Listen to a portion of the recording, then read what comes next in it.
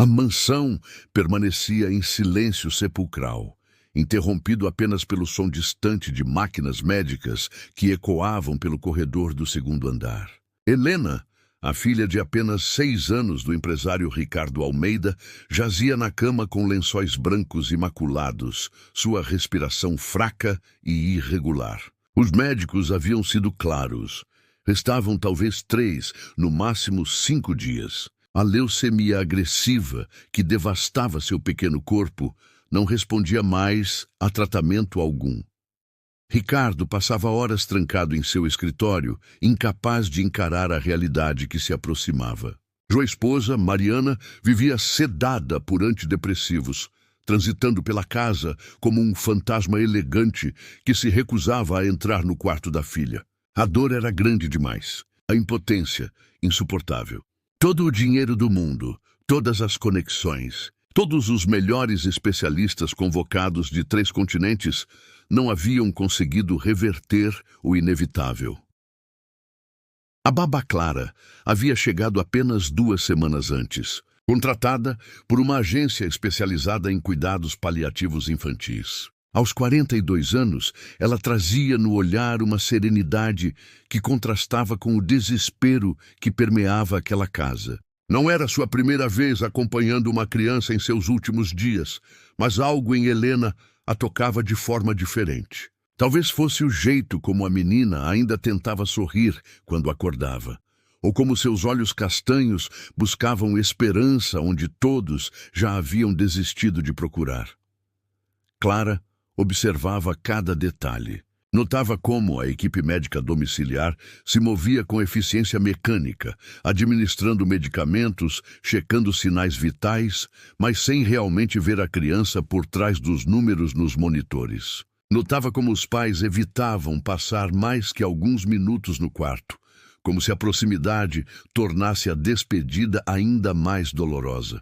Notava principalmente como Helena lutava contra o sono induzido pelos remédios, querendo permanecer acordada, querendo viver cada segundo que lhe restava.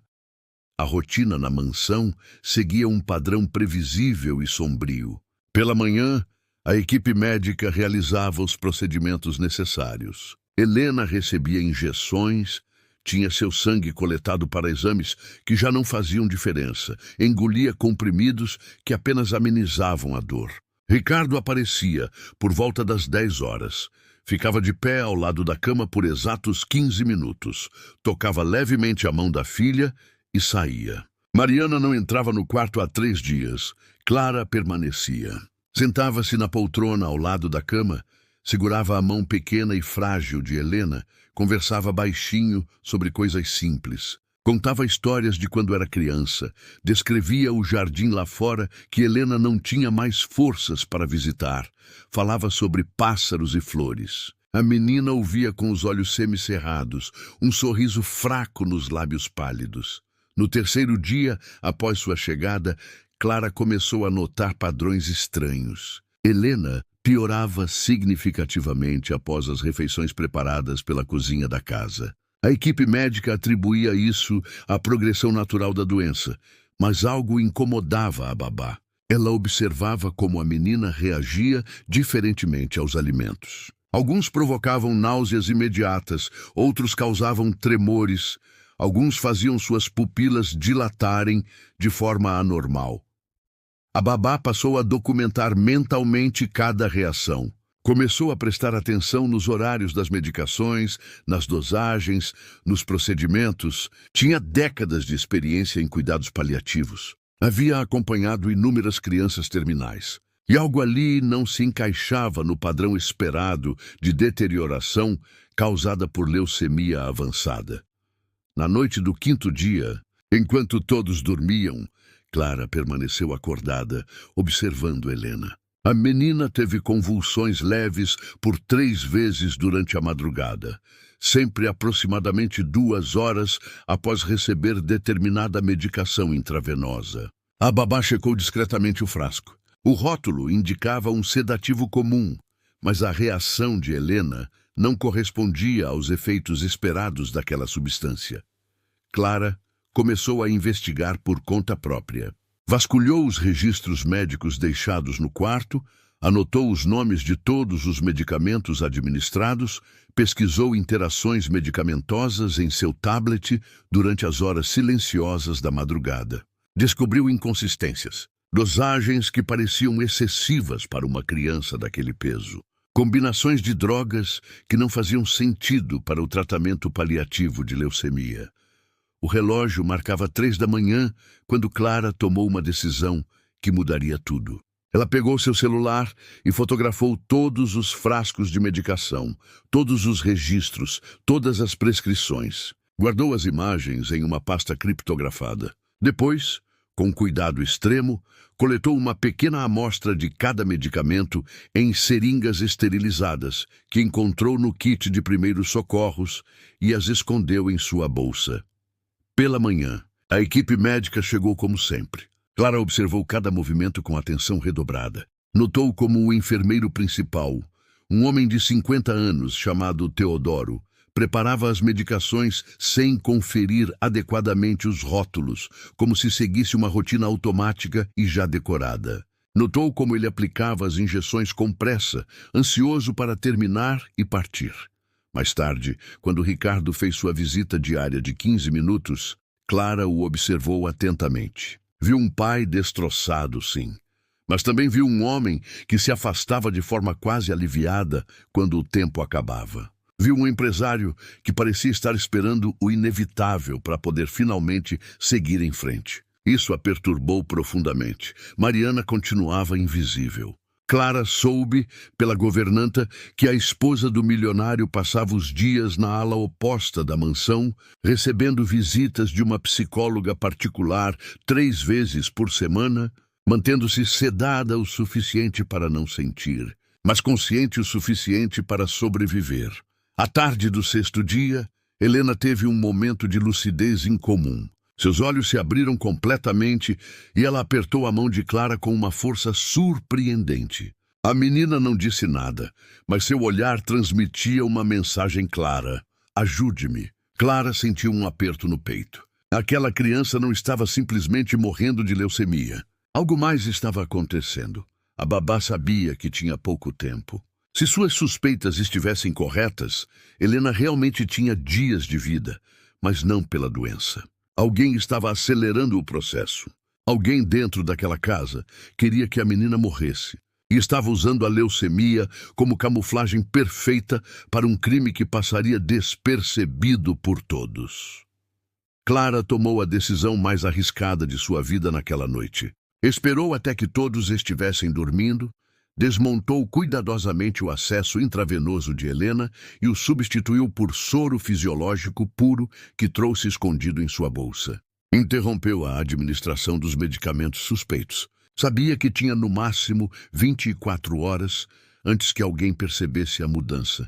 Pela manhã, antes que a equipe médica chegasse, Clara já havia contatado um toxicologista de sua confiança, alguém que havia trabalhado com ela em casos anteriores. Enviou as amostras coletadas por correio expresso. Pediu análise urgente. Disse que era uma questão de vida ou morte e que precisava dos resultados em no máximo 48 horas.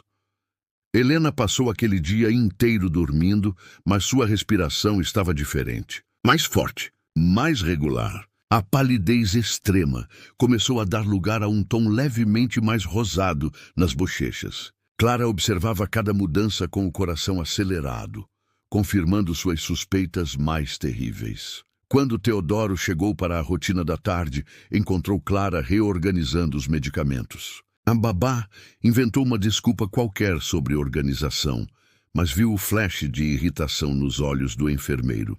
Ele checou o acesso intravenoso, pareceu satisfeito ao ver que aparentemente nada havia mudado e saiu mais rápido que o normal.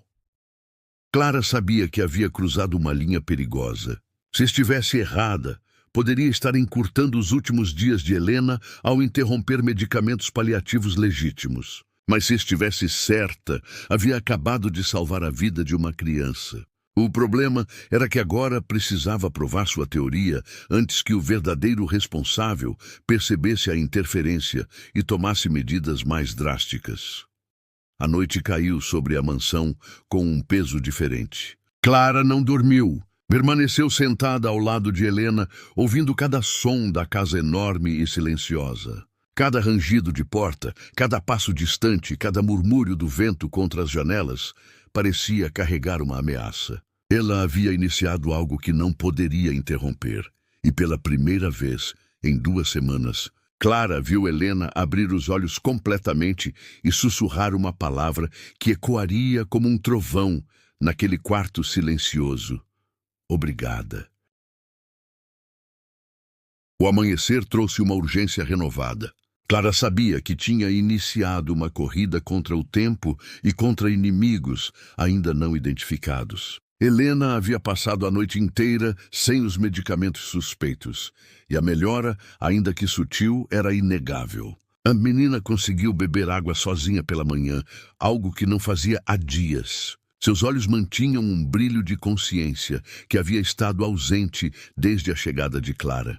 A babá precisava de provas concretas antes de acusar alguém. Sabia que estava lidando com pessoas poderosas, com uma família que tinha recursos ilimitados e conexões que poderiam destruir sua vida e carreira com um único telefonema. Mas a imagem de Helena apertando sua mão, aquele pedido silencioso de ajuda, havia selado seu compromisso. Não havia volta. Clara começou o dia com uma estratégia cuidadosamente planejada. Primeiro, precisava ganhar tempo. Quando Teodoro chegou para os procedimentos matinais, ela o informou que Helena havia passado uma noite difícil e que o médico particular da família havia instruído a reduzir temporariamente algumas medicações para avaliar possíveis interações adversas. Era uma mentira calculada, mas Teodoro não tinha como verificar imediatamente. O enfermeiro hesitou, claramente desconfortável, mas acabou concordando em seguir as instruções. Enquanto Teodoro realizava os procedimentos básicos, Clara observava cada movimento. Notou como ele checava compulsivamente o celular, como suava mais que o normal, como seus dedos tremiam levemente ao manusear as seringas. Eram sinais de nervosismo que não passaram despercebidos pelos olhos treinados da babá. Teodoro não era apenas um enfermeiro seguindo ordens médicas. Ele estava envolvido em algo muito maior. Após a saída do enfermeiro, Clara tomou uma atitude ousada. Instalou discretamente uma pequena câmera de segurança escondida atrás de um porta-retratos no quarto de Helena.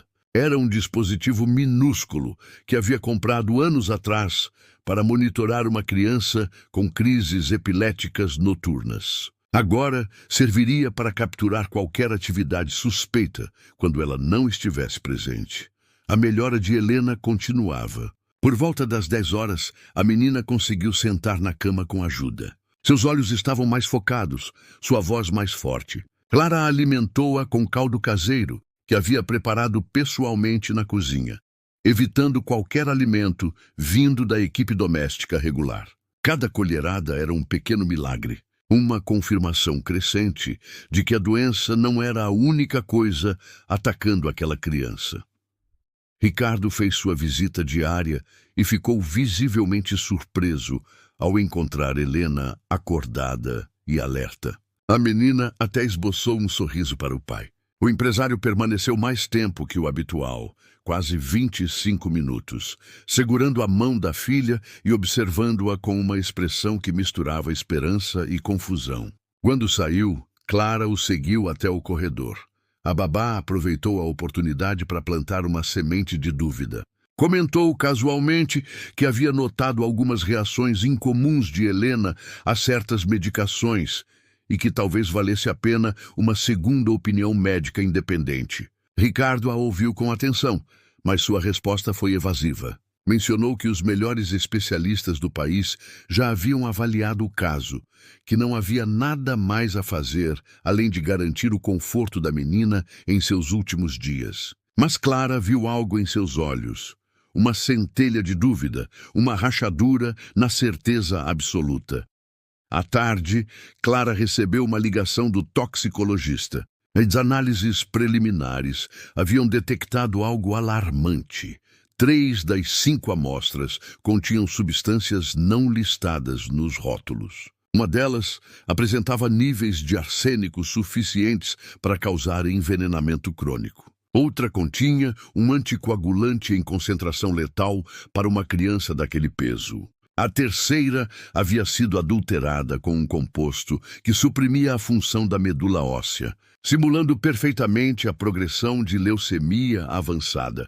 O toxicologista foi categórico. Helena não estava morrendo apenas de leucemia. Estava sendo sistematicamente envenenada. As substâncias eram administradas em dosagens cuidadosamente calculadas para acelerar seu declínio de forma que parecesse uma progressão natural da doença. Era um crime sofisticado, executado por alguém com conhecimento médico profundo e acesso irrestrito à criança. Clara desligou o telefone com as mãos tremendo. Tinha a prova que precisava, mas também tinha um problema monumental. Quem acusar? Teodoro era o aplicador direto, mas claramente seguia ordens de alguém. Quem tinha interesse na morte de Helena? Quem se beneficiaria? E, mais importante, como proteger a menina agora que havia interrompido o envenenamento? O assassino perceberia a melhora e poderia tomar medidas mais drásticas. A babá precisava de aliados. Não podia fazer isso sozinha. Considerou suas opções cuidadosamente. A polícia seria a escolha óbvia. Mas uma acusação contra uma família tão poderosa, sem evidências absolutamente irrefutáveis, poderia resultar em sua prisão por difamação. Os serviços de proteção à criança levariam tempo demais para investigar, tempo que Helena talvez não tivesse. Precisava de alguém dentro da casa, alguém com autoridade suficiente para agir rapidamente. Clara decidiu confiar em Ricardo. Era um risco enorme, pois ele poderia estar envolvido, mas seu instinto dizia o contrário. Havia visto desespero genuíno nos olhos daquele homem, uma dor que não poderia ser fingida. Além disso, ele era quem tinha mais a perder com a morte da filha, não a ganhar. A fortuna da família continuaria sendo dele, independentemente do destino de Helena. Naquela noite, após garantir que Helena estava dormindo confortavelmente, Clara procurou Ricardo em seu escritório. Encontrou o empresário afundado em papéis e garrafas de uísque. O cheiro de álcool e desespero permeava o ambiente. Clara fechou a porta atrás de si e foi direta ao ponto. Contou tudo. Suas suspeitas iniciais, as observações, as amostras coletadas, os resultados do laboratório. Colocou as provas sobre a mesa e esperou. Ricardo ouviu tudo em silêncio absoluto. Sua expressão transitou do ceticismo à raiva, da negação à compreensão horrorizada. Quando Clara terminou, ele permaneceu imóvel por longos minutos. Então, com voz embargada, fez a pergunta que Clara sabia que viria. Quem? A babá explicou suas teorias. Teodoro era o executor, mas alguém o contratara e instruíra. Alguém com acesso à família. Alguém que conhecia a rotina médica de Helena. Alguém que teria se beneficiado de sua morte. Clara mencionou que precisaria investigar mais profundamente, mas que suspeitava de alguém próximo, possivelmente dentro da própria casa. Ricardo explodiu em fúria controlada. Pegou o telefone para chamar a polícia imediatamente, mas Clara o deteve.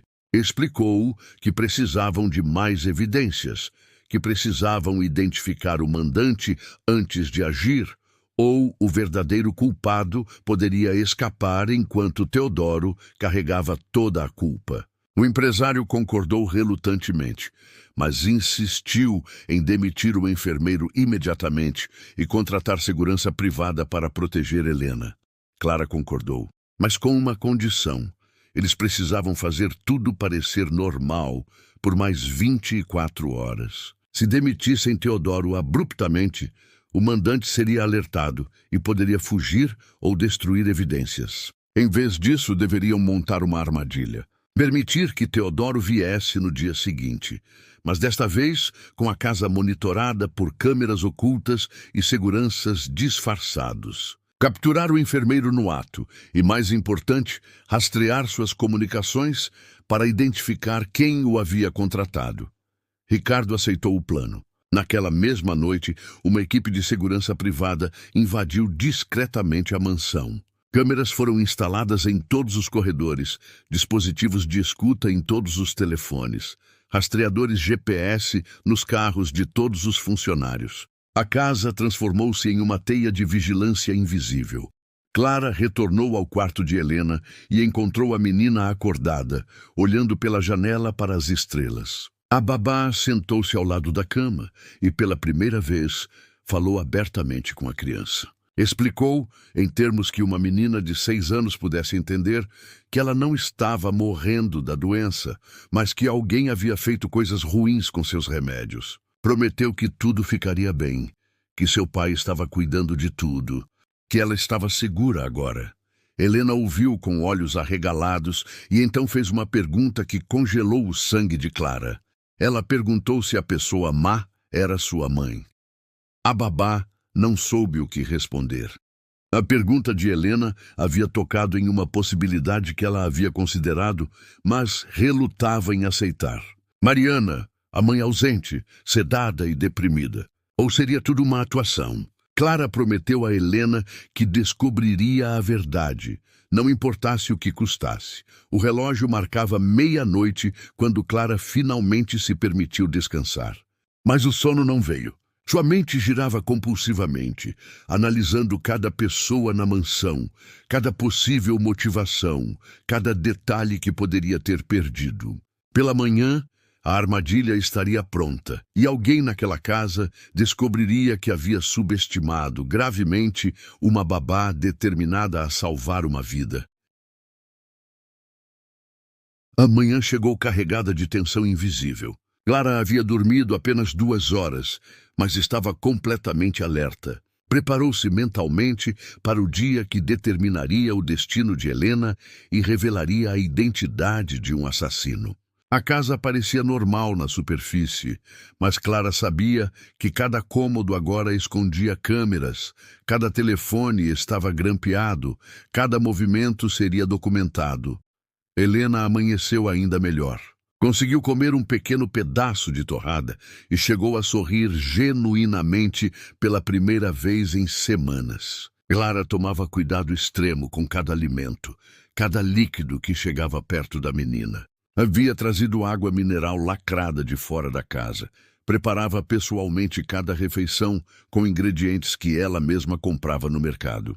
Não confiava em nada nem ninguém dentro daquela mansão. Teodoro chegou pontualmente às 8 da manhã, como sempre.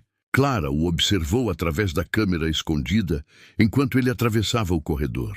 O enfermeiro carregava sua maleta médica habitual, mas havia algo diferente em sua postura. Ele olhava para os lados com frequência. Seus movimentos eram mais rápidos, mais nervosos. Claramente havia percebido a melhora súbita de Helena no dia anterior, e isso o deixara alarmado. O enfermeiro entrou no quarto com seu sorriso profissional ensaiado, mas Clara viu o choque em seus olhos ao encontrar Helena sentada na cama, brincando com um livro de colorir. A menina parecia uma criança completamente diferente daquela à beira da morte que ele havia deixado dias atrás. Teodoro hesitou visivelmente antes de se aproximar. Clara manteve-se próxima durante todo o procedimento. Teodoro checou os sinais vitais de Helena com mãos trêmulas, e sua expressão tornava-se mais sombria a cada medição. Pressão arterial estabilizada, frequência cardíaca regular, temperatura normal, saturação de oxigênio excelente. Todos os indicadores apontavam para uma recuperação inexplicável. O enfermeiro preparou as seringas de medicação com movimentos mecânicos, mas Clara interveio. Com voz firme, informou que os médicos haviam solicitado a suspensão temporária de todas as medicações intravenosas para reavaliar o protocolo de tratamento. Teodoro protestou, alegou que interromper o tratamento poderia ser perigoso, mas Clara foi inflexível. Disse que as ordens vinham diretamente de Ricardo e que não haveria negociação. Teodoro guardou os medicamentos com raiva mal disfarçada. Completou rapidamente o restante dos procedimentos básicos e saiu do quarto sem dizer uma palavra. Clara acompanhou cada movimento através das câmeras instaladas. O enfermeiro desceu as escadas, dirigiu-se ao jardim lateral, onde tinha privacidade, e fez uma ligação telefônica. Na central de segurança improvisada no porão, Ricardo e 3 seguranças monitoravam tudo. Gravavam cada palavra. Teodoro falava rapidamente, em tom agitado, claramente reportando a melhora inesperada de Helena a alguém do outro lado da linha. Mencionou a babá intrometida, a suspensão das medicações, a necessidade de tomar medidas mais definitivas. Depois de alguns minutos, desligou o telefone e saiu da propriedade apressadamente. Ricardo ordenou que fosse seguido. 2 seguranças discretos já estavam posicionados do lado de fora, prontos para rastrear cada movimento do enfermeiro. Enquanto isso, a equipe técnica trabalhava para identificar o número que Teodoro havia ligado. Levou apenas 15 minutos para rastrear. O telefone pertencia a Mariana, a mãe de Helena. O silêncio que caiu sobre a central de segurança foi absoluto. Ricardo ficou pálido, cambaleou e precisou se apoiar na mesa. Clara, que havia descido para acompanhar os desdobramentos, sentiu o estômago revirar. A suspeita de Helena estava correta. A própria mãe estava por trás do envenenamento sistemático da filha. Mas por quê? Essa era a pergunta que ecoava na mente de todos. Ricardo parecia completamente perdido, incapaz de processar a traição. Clara sabia que precisavam de mais informações antes de confrontar Mariana. Precisavam entender o motivo, a extensão da conspiração e garantir que tinham evidências suficientes para que ela não escapasse da justiça. A equipe de segurança intensificou a vigilância sobre Mariana. Descobriram que ela não estava tão sedada quanto parecia. As visitas da psicóloga particular eram, na verdade, encontros com uma advogada especializada em direito sucessório. Mariana vinha há meses preparando documentos que garantiriam seu controle total sobre a fortuna da família na eventualidade da morte de Helena. Clara aprofundou-se na investigação do histórico de Mariana. Descobriu que ela havia se casado com Ricardo por interesse financeiro óbvio. A família dele era tradicional e conservadora, e havia uma cláusula no testamento do avô de Ricardo que dividia a fortuna de forma específica. Metade para Ricardo, metade para seus descendentes diretos. Enquanto Helena vivesse, Mariana tinha acesso a apenas uma fração do patrimônio. Com a morte da menina, Ricardo herdaria tudo, e como sua esposa, Mariana teria acesso irrestrito à fortuna completa. Mas havia mais. Mariana tinha dívidas. Muitas dívidas. Apostas em cassinos online, empréstimos de agiotas, contas em lojas de luxo que ultrapassavam milhões. Ela havia construído uma fachada de vida perfeita enquanto afundava em um buraco financeiro. A morte de Helena seria sua salvação econômica. A descoberta mais perturbadora veio de registros médicos antigos. Helena havia sido uma criança saudável até os 4 anos. Então, começou a apresentar sintomas inexplicáveis, fadiga, hematomas, infecções recorrentes. Foi diagnosticada com leucemia após meses de exames. Mas Clara encontrou algo suspeito. Os primeiros sintomas haviam começado logo após Mariana contratar uma nutricionista particular para a menina. A nutricionista havia desaparecido misteriosamente 6 meses depois e nunca mais fora encontrada. Clara apresentou suas descobertas a Ricardo. A evidência era esmagadora.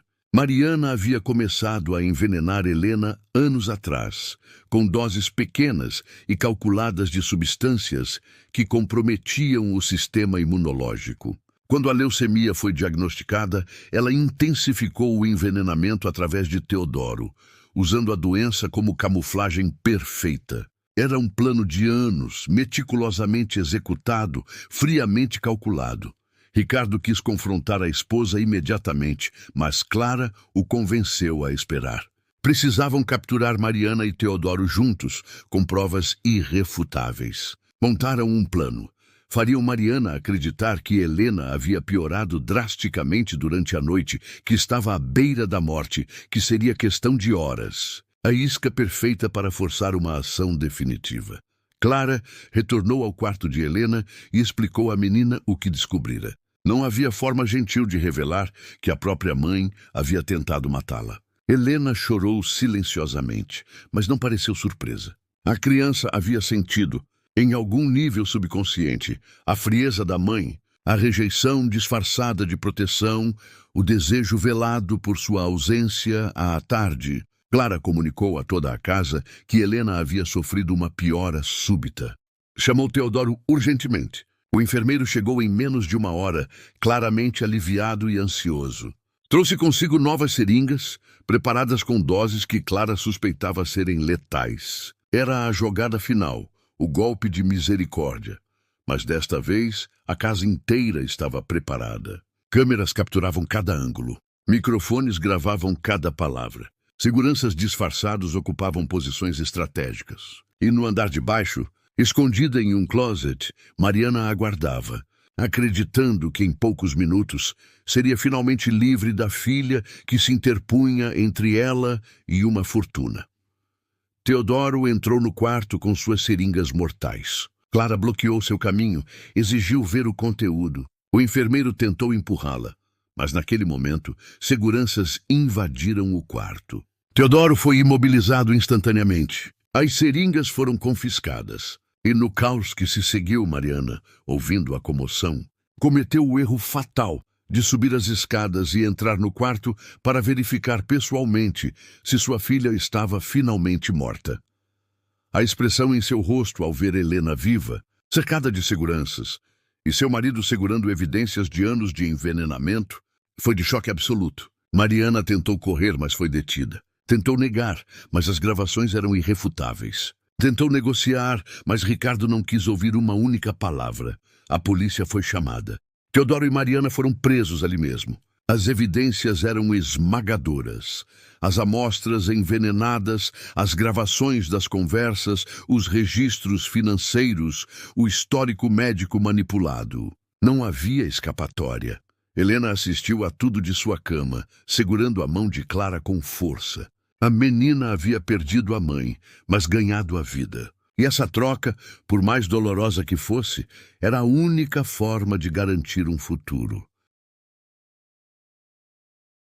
Os dias seguintes ao arresto de Mariana e Teodoro trouxeram mudanças profundas à mansão. O silêncio opressivo que antes dominava os corredores deu lugar a uma energia diferente, mais leve, como se a própria casa respirasse aliviada após a expulsão do veneno que a contaminava. Clara permaneceu ao lado de Helena durante todo o processo, servindo como âncora emocional para uma criança que precisava processar a traição mais devastadora que alguém poderia experimentar. Helena melhorava a cada dia, sem as substâncias tóxicas sendo sistematicamente introduzidas em seu corpo. Seu sistema imunológico começou a se recuperar. Os médicos especialistas genuínos que Ricardo trouxe para reavaliar seu caso ficaram perplexos com a recuperação. Descobriram que a leucemia, embora real, estava em estágio muito menos avançado do que os exames anteriores indicavam. Muitos dos resultados haviam sido falsificados por Teodoro, sob instruções de Mariana. A doença era tratável, controlável, e com o protocolo correto, Helena tinha excelentes chances de remissão completa. A transformação física da menina era notável. Em 2 semanas, o tom rosado retornou completamente às suas bochechas. Seus cabelos, que haviam começado a cair, não apenas pela quimioterapia, mas também pelo envenenamento crônico, pararam de se soltar.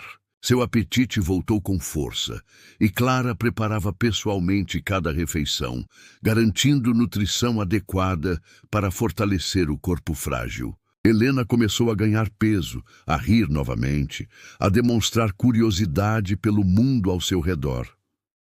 Ricardo passou por sua própria transformação. A descoberta da traição de Mariana o devastou inicialmente, mas também o libertou de uma culpa que carregava. Ele havia se sentido impotente diante da doença da filha, incapaz de salvá-la, apesar de todo o seu dinheiro e poder. Agora compreendia que não era a doença que estava matando Helena, mas a maldade humana. Isso, ao contrário de uma enfermidade terminal, podia ser combatido e vencido. O empresário começou a passar mais tempo com a filha. Não mais as visitas de 15 minutos carregadas de desconforto e despedida antecipada, mas horas inteiras. Ele levava trabalho para o quarto de Helena, sentava-se na poltrona ao lado da cama e trabalhava enquanto ela desenhava ou assistia desenhos animados. Conversavam sobre assuntos simples, os pássaros no jardim, os livros que ela gostava, os sonhos que tinha para quando melhorasse completamente. Clara observava a reconstrução daquele relacionamento pai-filha com satisfação profunda. Sabia que seu papel ali ia além de ter salvado a vida de Helena. Ela havia devolvido uma família que estava fragmentada. Havia exposto uma verdade dolorosa, mas necessária. Havia permitido que o amor genuíno florescesse, onde antes havia apenas medo e evitação. O processo legal contra Mariana e Teodoro avançava rapidamente. As evidências eram tão volumosas e irrefutáveis que os advogados de defesa mal conseguiam construir argumentos. Mariana tentou alegar insanidade temporária, depressão pós-parto tardia, influência indevida de terceiros. Nada funcionava. As gravações a mostravam fria, calculista, perfeitamente consciente de cada ação. Teodoro, por sua vez, tentou negociar uma sentença reduzida em troca de testemunhar contra ela, detalhando cada etapa do envenenamento ao longo dos anos. A mídia eventualmente descobriu o caso. Manchetes sensacionalistas inundaram jornais e sites. Mãe milionária tentou assassinar filha doente. Babá heróica salva criança de envenenamento. Traição mortal na alta sociedade. Ricardo fez o possível para proteger Helena da exposição, mas era impossível manter tudo em segredo. A história era chocante demais, tocava em medos primais demais para ser ignorada. Clara tornou-se uma celebridade involuntária. Repórteres acampavam na frente da mansão, pedidos de entrevista chegavam aos montes, ofertas de livros e filmes sobre a história surgiam diariamente. Ela recusou tudo. Não havia feito aquilo por fama ou reconhecimento. Havia feito porque era o certo, porque uma criança precisava de ajuda, porque sua consciência não permitiria outra escolha. Helena precisou de apoio psicológico intensivo para processar o trauma. Ricardo contratou a melhor psicóloga infantil do país, uma mulher gentil chamada doutora Beatriz, que visitava a menina 3 vezes por semana. As sessões eram difíceis. Helena precisava confrontar o fato de que sua mãe, a pessoa que deveria protegê-la acima de tudo, havia passado anos tentando matá-la. Era uma traição que cortava mais profundamente que qualquer ferida física. Mas Helena era surpreendentemente resiliente. Com o apoio de Clara, de seu pai e da doutora Beatriz, ela começou a reconstruir sua compreensão do mundo. Aprendeu que nem todos os adultos são confiáveis, mas que alguns são dignos de confiança absoluta. Aprendeu que o amor verdadeiro se manifesta em ações, não apenas palavras. Aprendeu que ela era forte, mais forte do que imaginava. Clara implementou uma rotina cuidadosamente estruturada para Helena. Pela manhã, exercícios leves de fisioterapia para reconstruir a força muscular atrofiada por semanas acamada. Depois, café da manhã nutritivo e saboroso. Em seguida, atividades educacionais adaptadas, pois Helena havia perdido meses de escola. À tarde, tempo de lazer, leitura, desenho, filmes e, gradualmente, conforme sua força retornava, caminhadas pelo jardim. O jardim tornou-se um santuário para Helena. Clara a levava lá todas as tardes, quando o tempo permitia. Sentavam-se no banco sob a grande árvore de magnólia, observavam borboletas e abelhas trabalhando nas flores, ouviam o canto dos pássaros. Helena dizia que, após tanto tempo confinada no quarto esperando morrer, cada momento ao ar livre parecia um milagre. Clara concordava. Ricardo começou a reorganizar sua vida ao redor da filha.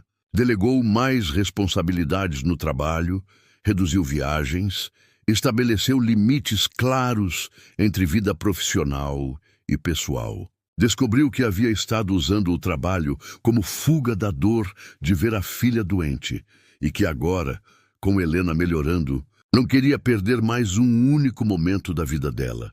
Pai e filha começaram a criar novas tradições. Sextas-feira à noite era noite de pizza e filme. Domingos eram para passeios quando Helena estava forte o suficiente. Ricardo lia para ela todas as noites antes de dormir, algo que não fazia desde que ela era bebê. Esses rituais simples tornaram-se a fundação de uma nova normalidade. Uma vida reconstruída sobre os escombros da traição. A equipe médica legítima, que agora cuidava de Helena, desenvolveu um protocolo de tratamento agressivo, mas compassivo para sua leucemia. Combinava quimioterapia direcionada, imunoterapia e suporte nutricional intensivo. Clara coordenava tudo, garantindo que cada medicamento era verificado, cada procedimento era necessário e benéfico. A confiança havia sido quebrada e levaria tempo para reconstruí-la completamente.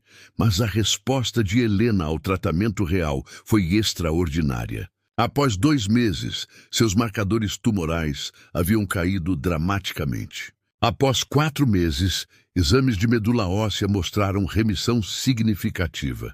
Os médicos começaram a usar a palavra cura em suas conversas, ainda que cautelosamente. Helena tinha um longo caminho pela frente, anos de monitoramento e tratamento de manutenção, mas o prognóstico havia mudado de terminal para esperançoso.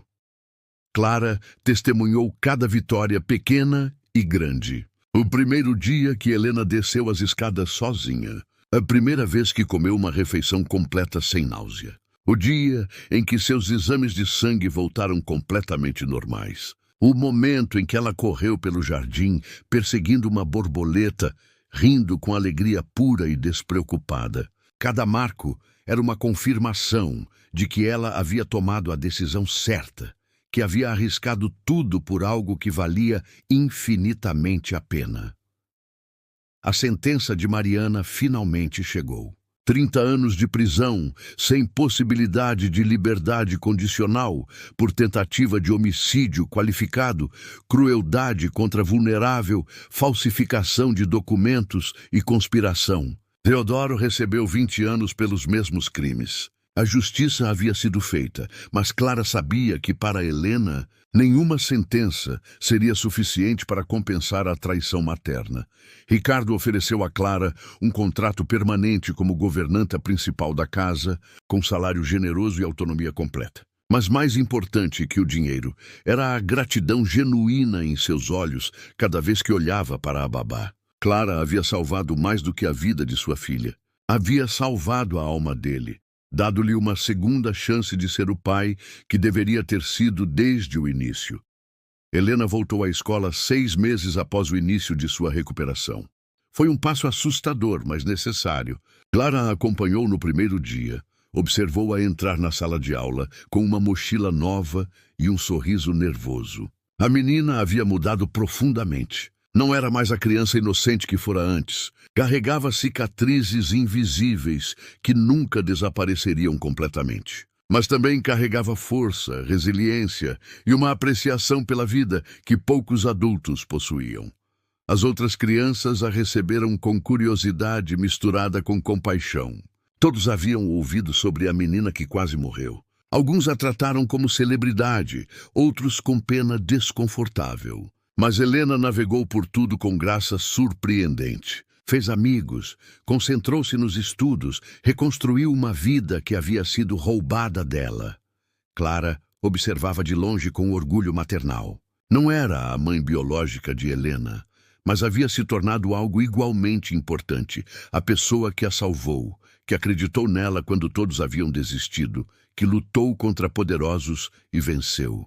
O vínculo entre elas era inquebrantável, forjado não em sangue, mas em escolha, sacrifício e amor incondicional. A mansão gradualmente perdeu sua atmosfera de mausoléu. Risos ecoavam pelos corredores.